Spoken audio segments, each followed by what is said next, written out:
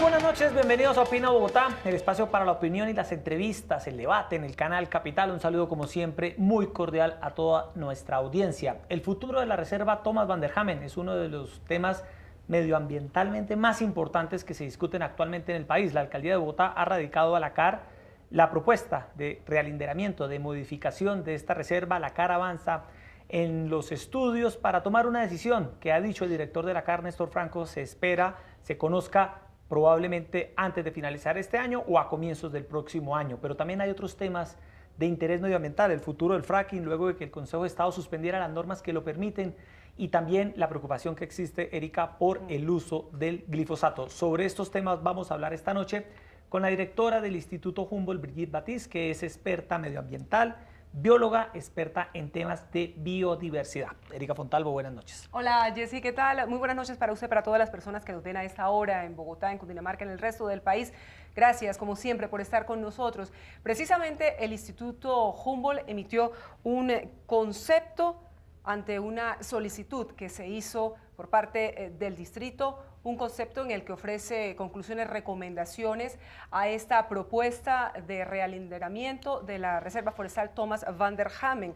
En ese momento la CAR avanza en toda la definición de los temas. Son 120 días, y así que en ese momento están transcurriendo, y como usted dice, no necesariamente tienen que cumplirse esos 120 días que vencen aproximadamente en febrero, porque ese tema ha comenzado desde octubre, lo que es ya la etapa final que terminará en una decisión del Consejo Directivo de la CAR, pero lo que sí se espera es que ese concepto o esa posición que asuma la CAR sea incorporado al Plan de Ordenamiento Territorial de Bogotá, que ha comenzado ya un trámite y que tendrá un proceso definitivo el próximo año. Por lo tanto, es muy importante que se produzcan decisiones muy esperadas en torno al futuro de este espacio en Bogotá, la Reserva Thomas van der Hamen. Saludamos a nuestra invitada esta noche, Brigitte Batiz, directora del Instituto Humboldt. Brigitte, buenas noches, bienvenida a Opina Bogotá. Muy buenas noches, Jessy, Erika. Un gusto estar con ustedes y con toda la audiencia bogotana. Bueno, iniciemos con el tema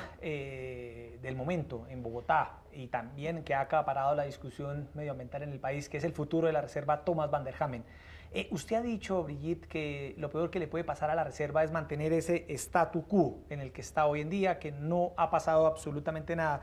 Pero quería preguntarle que en estos momentos allí hay un plan, que es el plan de manejo vigente para la reserva, un plan que defienden muchos ambientalistas. ¿Usted qué piensa de ese plan? ¿Usted lo ve con buenos ojos? ¿Usted modificaría ese plan que existe hoy para la reserva? Bueno, el plan de manejo es una propuesta técnicamente bien construida, pues obviamente que no tiene todos los detalles que uno quisiera, pero para la gestión de lo que está considerado hoy en día como reserva es realista y ecológicamente hablando funciona bastante bien. La restricción de la aplicación del plan de manejo tiene que ver es con el régimen de propiedad del suelo, que es lo que ha dicho la alcaldía. ¿Quién lo va a implementar y cómo se va a hacer para que se convierta en realidad si quienes tienen que ponerlo en práctica son los propietarios? Si los propietarios tienen unos incentivos, tienen unas razones para cuidar su predio, pero no están obligados a hacer lo que dice el plan de manejo, a menos que haya unos recursos financieros o a menos que haya unas inversiones que compensen pues económicamente las actividades que ellos tienen que dejar de hacer o los ingresos que tienen que dejar de percibir por la afectación que genera el área protegida. Eso funciona en todas las áreas protegidas del mundo. El plan de manejo tiene que ser concertado en cierta manera con todos los propietarios y tiene que ser justo y adecuado a las condiciones de la propiedad. Brigitte, profundicemos ya en ese estudio. Ustedes, ¿cómo abordan el análisis de la propuesta que en este momento está a consideración de la CAR, la propuesta que hace el distrito frente a la reserva Thomas van der Hamen?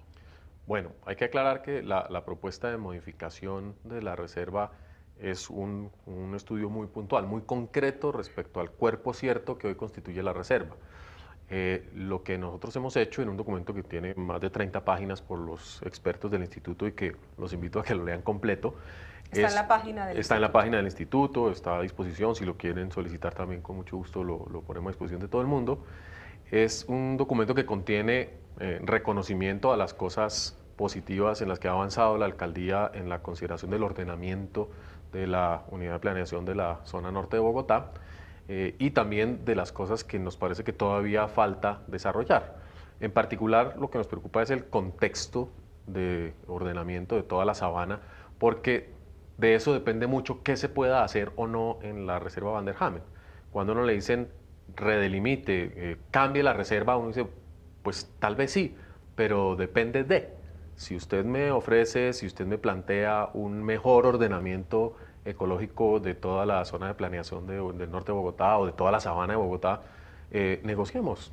Yo defiendo esa opción de negociación que muchos de mis colegas ambientalistas dicen que es demasiado riesgosa y que no es oportuna ya porque la reserva tiene 20 años de ser concebida y pues 8 años de estar manejada y 4 con plan de manejo. Es decir, ya no es tiempo de modificarla y eso sería muy peligroso.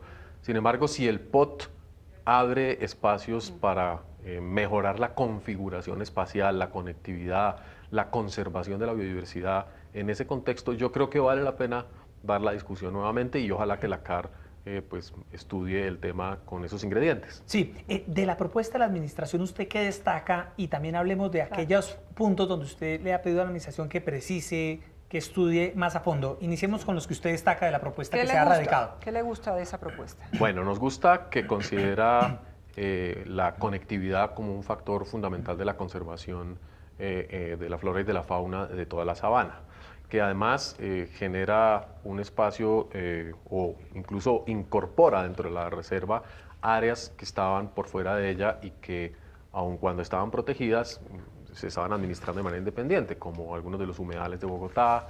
Entonces se configura un cuerpo más amplio y administrativamente más fácil de manejar.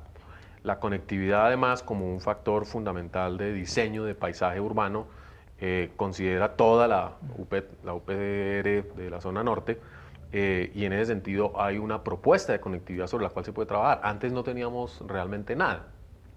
En esa propuesta de conectividad hay muchas posibilidades hacia futuro y no hay nada que se pueda definir desde ya.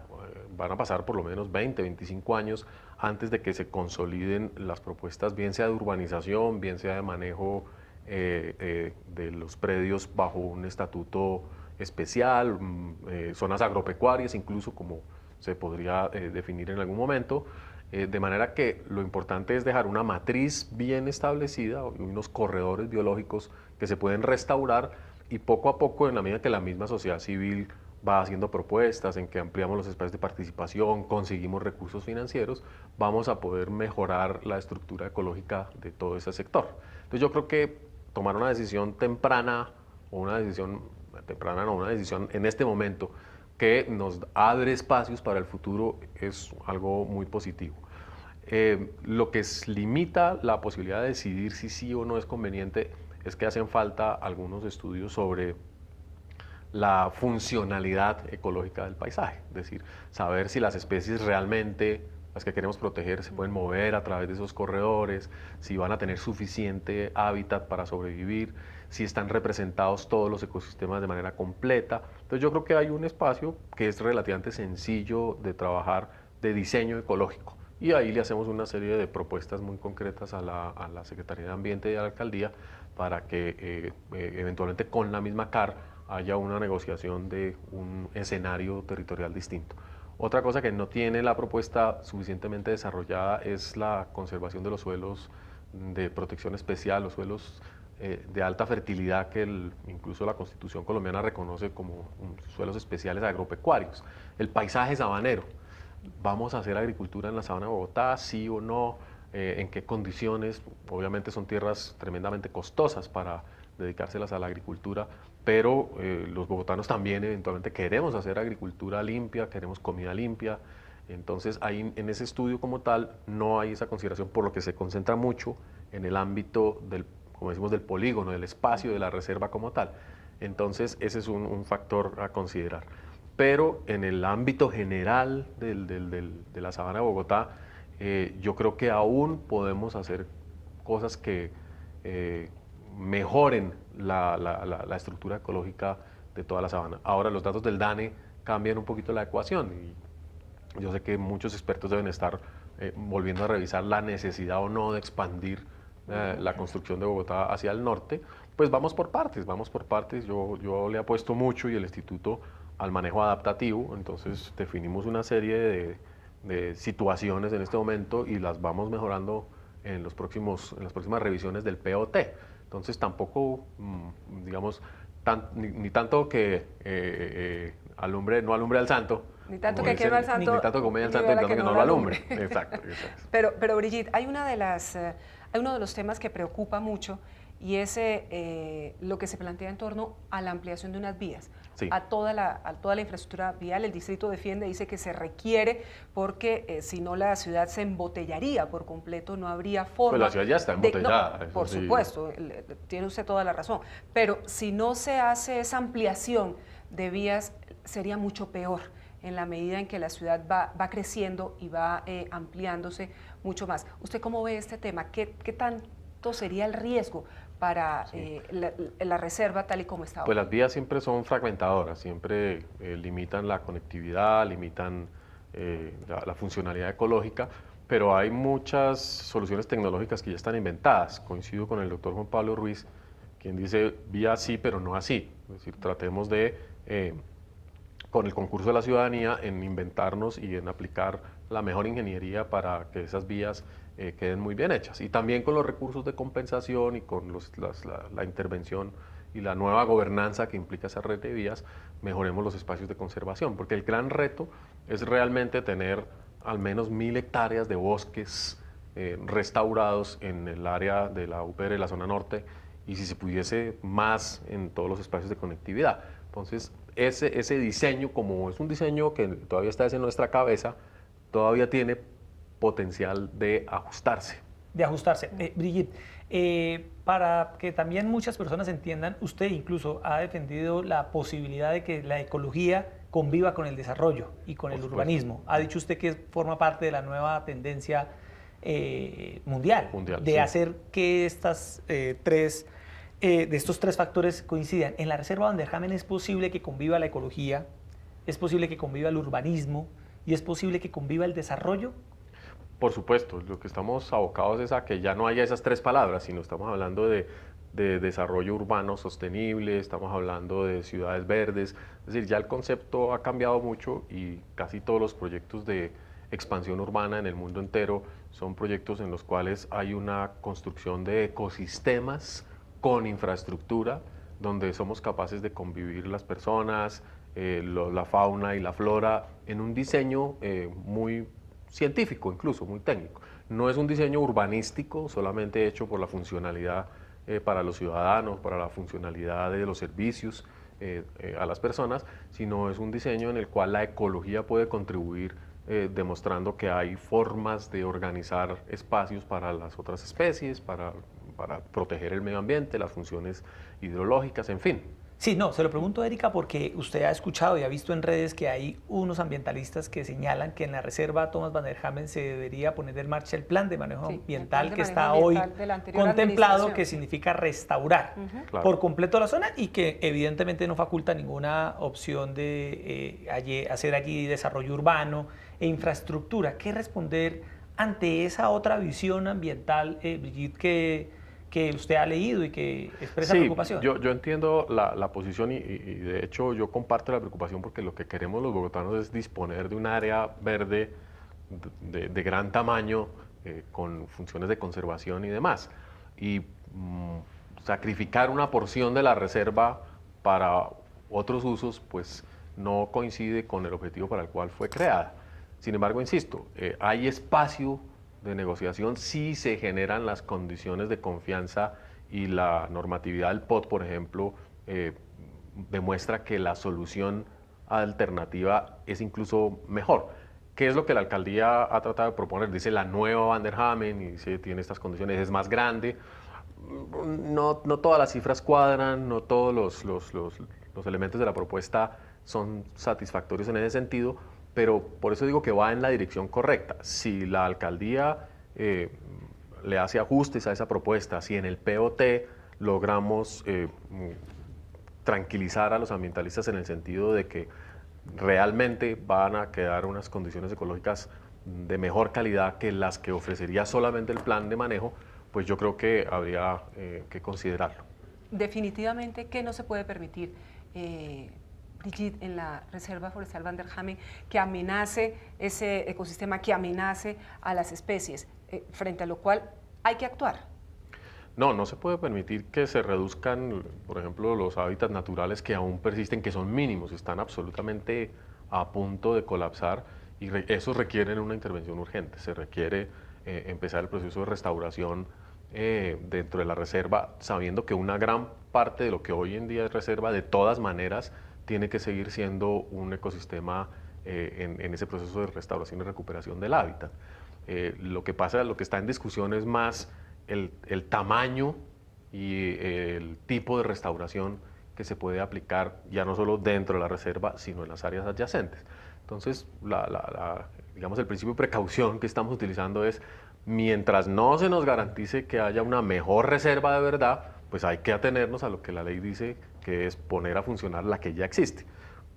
Pero necesitamos plata para eso. Entonces, hay el modelo financiero, el modelo de renta con el cual, por ejemplo, se está haciendo Ciudad Torca, es eventualmente algo muy interesante para poder construir una reserva La en el figura de corto los plazo. privados. La figura de los privados que se hace cargo parcialmente de la Del restauración urbanismo y del y demás. urbanismo. ¿Usted y todo. cree que esa figura de Lagos de Torcas, si se aplica a la Van der Hamen, podría ser una buena salida para buscar lo que se necesita, que es los recursos? A mí me parece muy interesante, sí. Y yo invito a todos los ambientalistas a considerar cuáles, como dicen, los riesgos. ¿A cambio de qué podría ser? Exacto, a cambio, ¿qué es lo que estamos cambiando Claro. a cambio de qué? Entonces, la propuesta de modificación de la reserva es una realinderación, es decir, es sacrificar un área de entre 300 y 400 hectáreas, según entiendo, de la propuesta actual, para que sea urbanizada y a cambio de eso, entonces, tener los recursos para restaurar completamente el resto y utilizar también esos recursos para ampliar la reserva en otros lados, en otras partes del área de la UPR de la zona norte, de manera que hay una negociación de áreas. Eso no nos convence del todo porque una cosa es 400 hectáreas en un, Claro. como dicen, en un pedazo íntegro y otra cosa volverla corredores Como sacar o avenidas, pedacitos, sacar autorizar pedacitos. por aquí, autorizar Sí. por allá. Pero en ecología del paisaje existen muchas soluciones estables, es decir, muchas soluciones potenciales que tienen un efecto aceptable y similar. Lo que pasa es que necesita más ciencia, necesita mucho monitoreo, necesitamos Control. Control, exactamente. ¿Y ese control quién debería La hacerlo? CAR, indudablemente La la CAR. CAR, porque estamos en jurisdicción, área de jurisdicción de la CAR, y la Secretaría y el Ministerio, porque es de interés nacional. La Sabana de Bogotá, lo destaca el profesor Julio Carrizosa, es un ecosistema absolutamente interesante y estratégico a escala nacional, de manera que debían concurrir las tres fuerzas, de manera que Bogotá pueda, si se ha de expandir urbanamente hacia el norte, hacerlo con el mejor modelo ecológico posible. Por lo que le interpretamos, ¿a usted le gusta la propuesta de la administración frente a la Reserva Van der Hamen? Con estas observaciones que se pueden ajustar, ¿le gustaría? Como persona, me parece interesante discutirla y que podamos sentarnos a negociar. Que se abra el Sí. debate. La mayoría de los investigadores del instituto y el concepto formal del instituto es más prudente, porque por Sí. supuesto esa es nuestra misión, actuar en pro natura. Pero ustedes, de hecho, oficialmente, Erika, y este es un dato que llama mucho la atención, no se pronuncian o no hicieron parte de este proceso porque señalan que la reserva Thomas Van der Hamen, que es una reserva productora, no es un área de conservación, no es un área protegida que forma parte de las reservas del Sistema Sí. Nacional Ambiental del país. ¿No es un ecosistema protegido? Es un ecosistema protegido, Sí. ¿cierto? Pero la ruta mediante la cual se declaró como Reserva Forestal Protectora fue una ruta atípica, que no siguió los mismos derroteros que siguen las otras reservas que tiene el país, las reservas regionales que crean las corporaciones, que sí requieren un concepto previo del Instituto Alexander von Humboldt. En este caso, la reserva se creó incluso antes de que tuviésemos esa función y nosotros no tenemos misionalmente ni como autoridad científica la obligación de manifestarnos al respecto. Entonces, lo que estamos haciendo es tratar de enriquecer la discusión, enriquecer la propuesta de la alcaldía y tratar de invitar a los distintos actores a que nos sentemos en la misma mesa para llegar a un consenso, porque indudablemente si no llegamos a un consenso, que debería darse en la discusión del POT, en todo el tema de la participación social en el POT, corremos riesgos de que la reserva se quede en el limbo. Miren la cantidad de problemas jurídicos que tienen muchos territorios de Colombia, que tienen que esperar hasta llegar a un jurado, hasta llegar a la corte, para ser resueltos, y pasa el tiempo. ¿Y qué podría pasar en ese escenario? Que siguiera como en un limbo este tema, porque el plan de manejo ambiental tampoco se está aplicando como tendría que... como tendría que estarse aplicando en este momento. Sí, la autoridad tiene que de todas maneras supervisar que haya aplicación del plan de manejo ambiental, pero si no hay recursos también tiene, digamos, como esa excusa, y entonces se concentran ciertos aspectos. Lo cierto es que entramos en una maraña de acusaciones: usted no hizo, usted sí hizo, eso le toca a usted, no le toca a usted, y la sociedad civil, entonces, mientras tanto, va sembrando arbolitos en los bordes, ¿cierto? Va a decir, no, queremos esta reserva, y luego en cualquier momento llegan los bulldozers y se llevan los arbolitos, y entonces no vamos a llegar a nada. Brigitte, su voz es una de las más sensatas en este tema medioambiental. Pues ojalá, no estoy segura a veces. A veces le da mucho palo. Sí, se lo pregunto, esa posición. Se lo pregunto porque su posición es una posición sensata en medio de una discusión ambiental fuerte, intensa, con visiones claras y definidas. ¿Usted ha visto en estos 2 años el debate tan intenso que se ha desatado en torno a esta propuesta de la Reserva Thomas van der Hamen, con información a medias, con información verdadera, con mentiras que hacen que muchos ciudadanos realmente sepan qué es lo que está pasando y desconozcan realmente quién tiene la razón en toda esta discusión? ¿Qué piensa usted de eso? Y usted, que ha tenido la oportunidad de estudiar este tema de la Reserva van der Hamen, ¿usted cómo la describiría hoy? Yo diría que a todos nos corresponde una dosis de serenidad y de prudencia para no entorpecer la construcción de un espacio, digamos, innovador y que tiene un gran potencial de sostenibilidad y de disfrute para el bienestar de todos los bogotanos. Si seguimos radicalizados con ideas además simples al respecto de lo que podría ser la Reserva van der Hamen o debería ser la ciudad construida, vamos a estar siempre y alejándonos incluso, y eso va a ser muy destructivo. La situación de la reserva no es la mejor del mundo, es un área que realmente está tremendamente intervenida en este momento, que está sufriendo degradación paulatina porque hay mucha gente, los propietarios están haciendo cosas, y la autoridad ambiental no tiene las capacidades de regular el metro a metro. Hasta invasiones ilegales. Hay invasiones ilegales, hay rellenos. Entonces, canchas. Miren lo difícil que ha sido tumbar una casa ilegal en los Cerros Orientales. Son años de pleitos, de demandas, recursos contra recursos. Diretes, ¿Cómo vamos a solucionar todos los pleitos de los privados con la alcaldía si no llegamos a un acuerdo, digamos, concertado? Claro, hablar, sentarse a dialogar y tratar de acercar posiciones, pero eso será posterior a que la CAR emita un concepto. Pues se puede empezar a trabajar en el contexto del POT. El POT debe ser un POT concertado, va a ser difícil la discusión, ojalá que el Consejo de Bogotá abra los espacios para que todos los interesados puedan estar ahí, que se abran foros virtuales, que se construyan documentos serios. Yo creo que la participación en general es lo que está faltándonos en todos los temas ambientales en Colombia, espacios de participación cualificada, espacios de participación donde las personas podamos hablar y aportar conocimiento sin necesidades del abucheo, sin apelar al sabotaje, sin las malas prácticas de la comunicación que están en todas las redes sociales.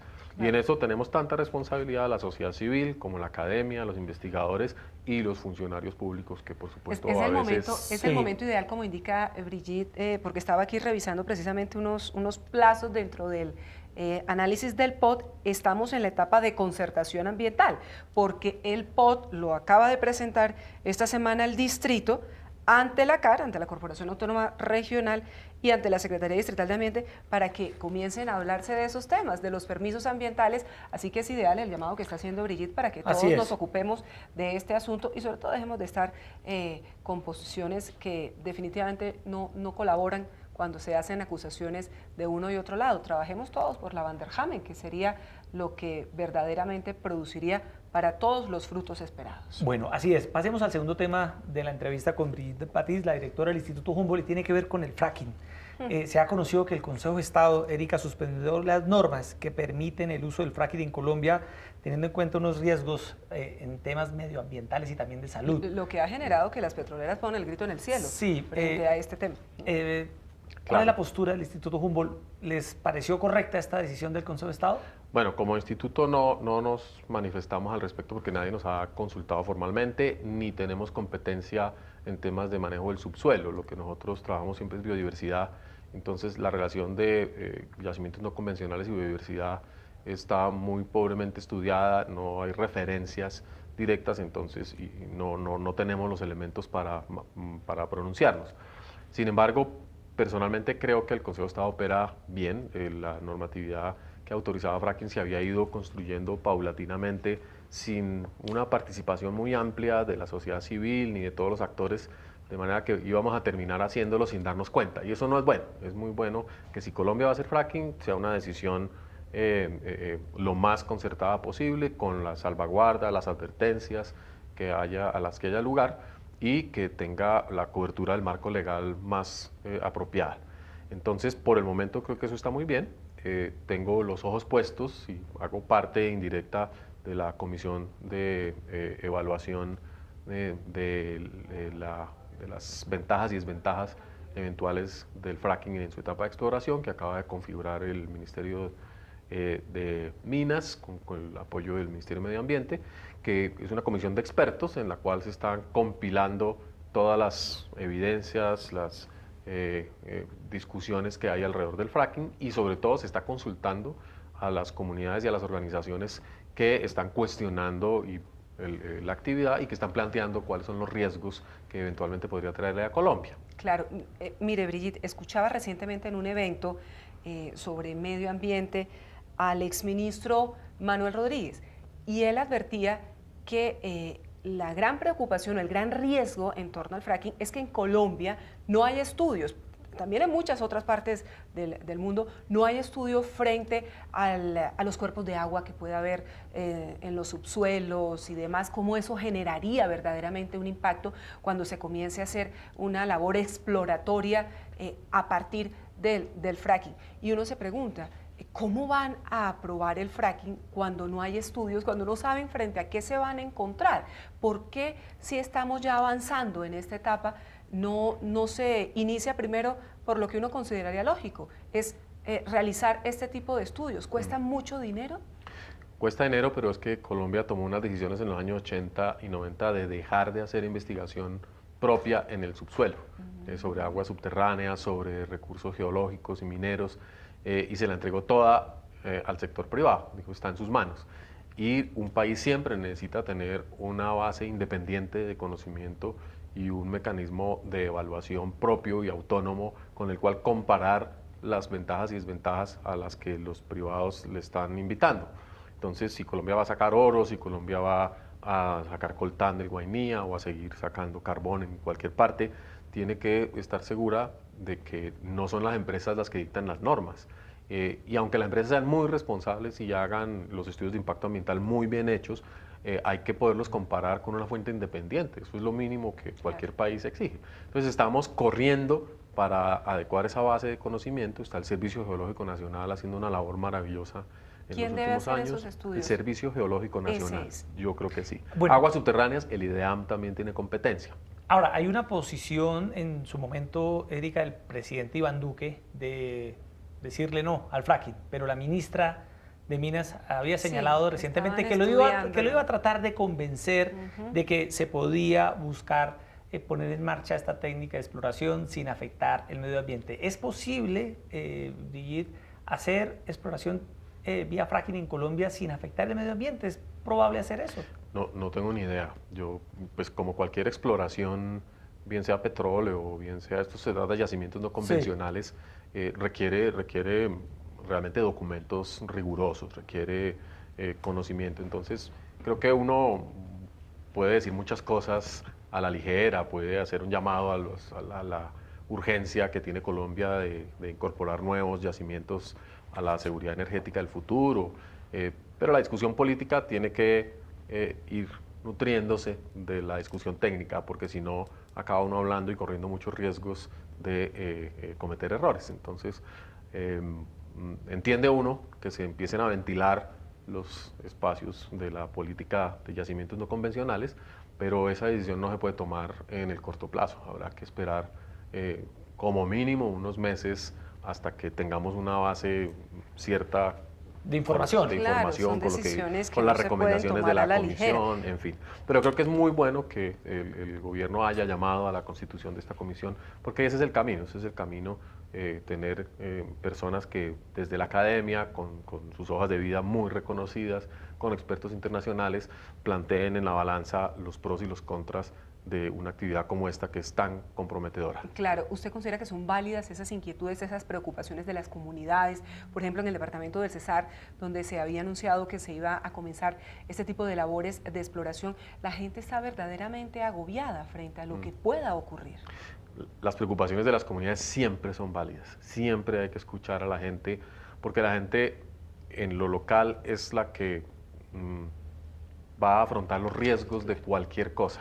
Fíjense en Hidroituango, una obra hecha con la mejor de las voluntades, con la mejor proyección, y se suponía que las mejores garantías, se ve abocada a una circunstancia difícil de controlar, y son centenares de miles de personas aguas abajo las que tienen que confiar en que la ingeniería colombiana va a solucionar y a disminuir el riesgo a la que el eventual fracaso de la represa representa. Entonces la gente, ¿cómo la gente? Pues la gente confía en el Estado, la gente confía en las instituciones, y cuando pasan estos eventos, pues dice, a mí me prometieron, me dieron garantías, y por eso sus puntos de vista siempre tienen que ser considerados. Y sí hay que mejorar la comunicación y la educación en todos los frentes. Si vamos a hacer consultas populares, por ejemplo, si vamos a hacer petróleo o vamos a conservar el agua, que es aparentemente la disyuntiva, pues hay que nutrir la discusión y no solamente hacer campaña, de lado y lado. Creo que es impensable un sector privado que confíe que solamente haciendo propaganda va a cambiar el punto de vista de las comunidades. Eso me parece que es poco ético. El Estado tampoco puede pretender tranquilizar a las comunidades con las promesas a las que nos hemos sometido nosotros mismos durante tanto tiempo, y las comunidades tampoco pueden apelar a la propaganda política y al oportunismo populista para ocupar espacios que eventualmente se abran en medio de ese debate. Pero en esa asimetría tan grande, pues uno siempre tiene que irse por el más débil y decir, oiga, hablemos, ahora que los sentémonos a trabajar. tribunales han suspendido la realización de las consultas, que era un mecanismo que tenían las comunidades, y ahora se han quedado sin él. Lo que pasa es que hay que replantearlo, insisto, con elementos de Porque información. se están convirtiendo en un obstáculo para... Se están convirtiendo en campañas de sectores políticos. De sectores políticos, de propaganda. Para frenar. Campañas de propaganda, sí o no, como el sí y el no, en el momento de los acuerdos de paz que acabó votado por las razones menos relevantes al acuerdo de paz.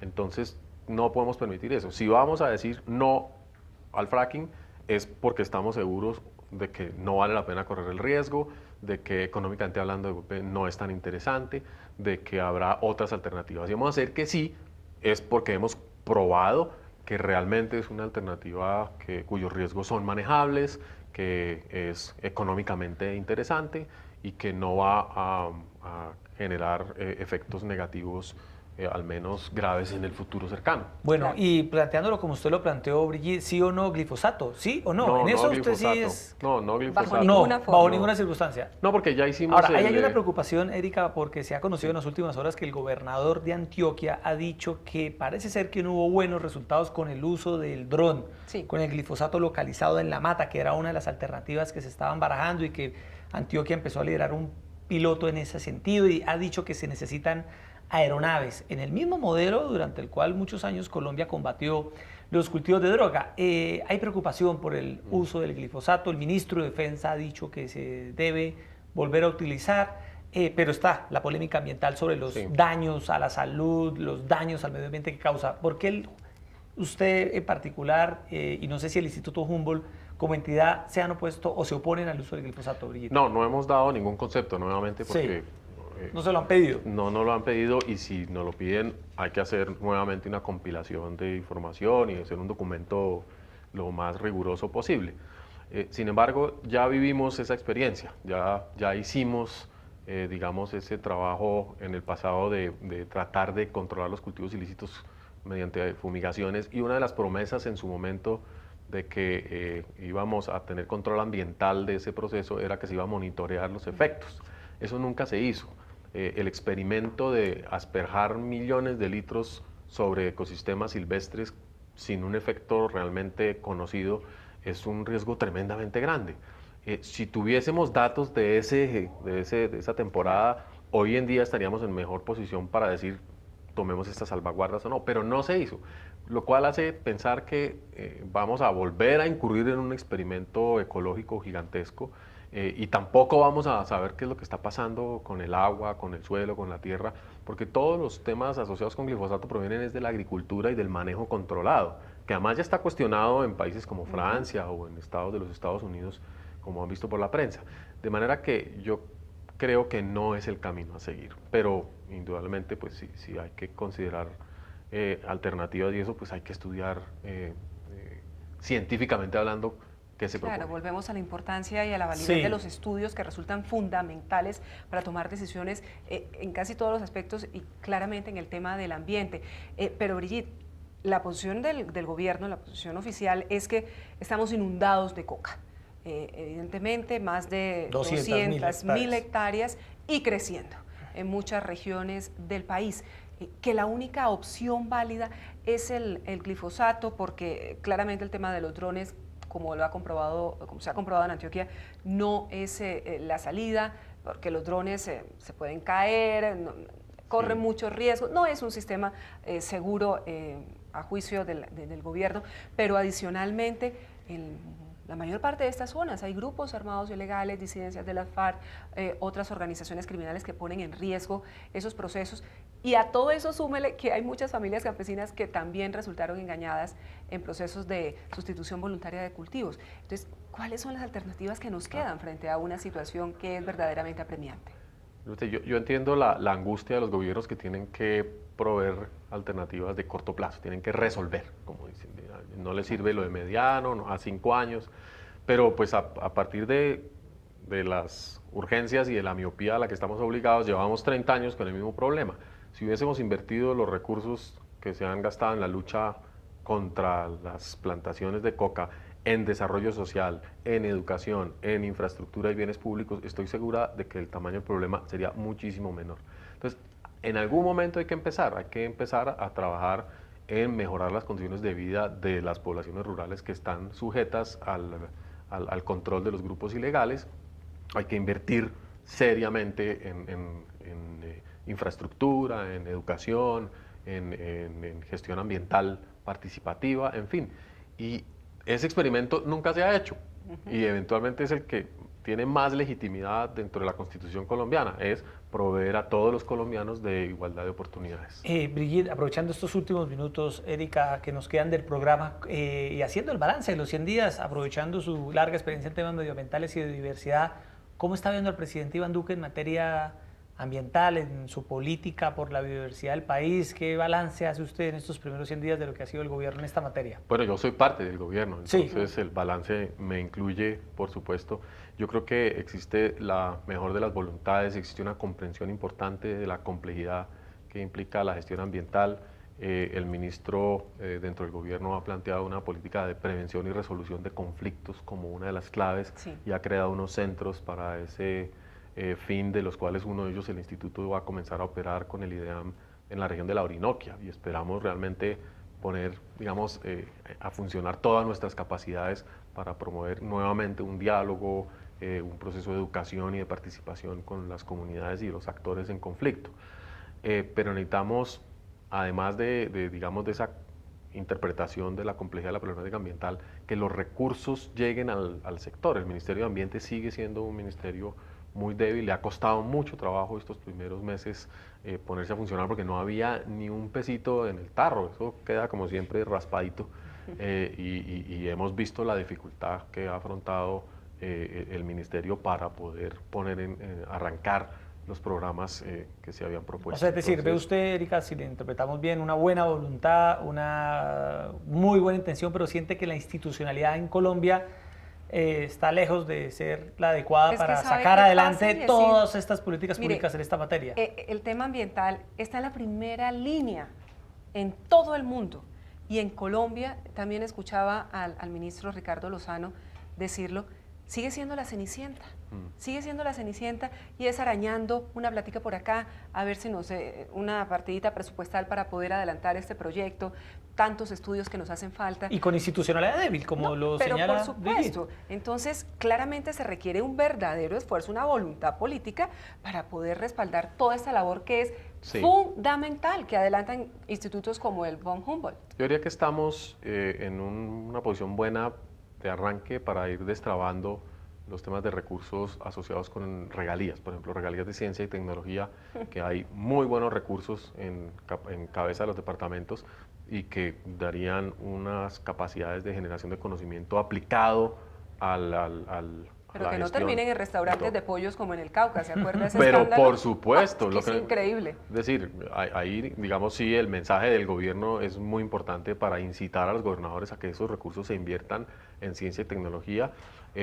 Estamos conversando con muchos de los gobernadores y tenemos convenios importantes con Boyacá, con Santander, para ejecutar recursos. Con Nariño esperamos ejecutar el primer proyecto de regalías de ciencia y tecnología para turismo de investigación, es decir, una modalidad completamente novedosa en el departamento de Nariño. Esperamos que nos vaya bien en el OCAD, pero pues es un proceso dispendioso, es un proceso lento. También tenemos los recursos de compensaciones, hay miles de millones atorados por la normatividad que define si es posible o no invertirlos en ciertas actividades. Tenemos un muy buen manual de compensaciones ya ajustado, la voluntad del ANLA. Estamos sentados trabajando con ANLA en unificar los sistemas de información de los institutos de investigación y de las autoridades ambientales, porque cada quien tenía una lógica distinta. Entonces necesitamos tener, Colombia necesita un gran sistema de gestión de conocimiento y estamos trabajando muy bien con ellos, afortunadamente. De manera que pues el día que yo crea que no hay salida o que la institucionalidad no está progresando, pues por supuesto que me tengo que hacer al lado y dejar que otras personas continúen con el trabajo. Pero mientras tanto, ahí sigue. ¿Ya cuántos años lleva usted en el Instituto Humboldt? Cumplo 8 años en la dirección. 8 años en la dirección, haciendo claro. Un trabajo notable, Brigitte, sí, no es porque total. usted esté aquí, sino que todo el país la reconoce como una de las voces autorizadas en estos temas, voces respetadas. Y sensatas. Y además, no solo a nivel nacional, sino también a nivel internacional. Haciendo, entre otras cosas, cosas muy bonitas, como esta novela gráfica que ya está en la página. Sí. Es que me parece que es válido también contar las cosas buenas que hacen la gente que trabaja ahí en el instituto. Háblenos un minutico de esa novela gráfica, invítenos a verla. Bueno, yo ya la vi, pero los demás. Bueno, está en nuestra página web, se llama Las Crónicas de la Resiliencia y es una novela gráfica que trabajamos con Punto Aparte Editores, con Guillermo Torres como uno de los ilustradores centrales, y cuenta una historia de aventuras sobre el futuro de Colombia y unos viajes en el tiempo y unas conexiones con la fauna telepáticas y cosas que yo creo que les van a gustar mucho a los jóvenes y que va a tener su continuidad el próximo año. De manera que es gratuita, la pueden descargar y en el futuro la podrán adquirir en los puntos de venta del instituto. Bueno, pues ahí está Brigitte Batiz, directora del Instituto Humboldt, hablando aquí de la Reserva Van der Hamen, del fracking, del glifosato, de la tarea que adelanta en esta importante entidad gubernamental de investigación científica. Brigitte, muchas gracias por estar con nosotros aquí en Opina Bogotá. Erika, muchas se gracias habla a ustedes. muy rico, con usted se habla muy rico. La estábamos buscando desde hace rato, lo que pasa es que viaja permanentemente, sí, la agenda. Asiste a muchos foros fuera del país, pero bueno, por fin. Hay que moverse, hay que moverse. Muchas gracias, buscando el apoyo y la plática. Bueno, Erika, como siempre, muchas Sí, gracias, señor. se nos acabó el tiempo. Todos ustedes, muchas gracias por estar con nosotros esta noche aquí en Opina Bogotá. Los esperamos mañana, una vez más, 8:30 de la noche aquí en este espacio, donde debatimos, hablamos de los temas de Bogotá y el país. Muy buenas noches. Gracias.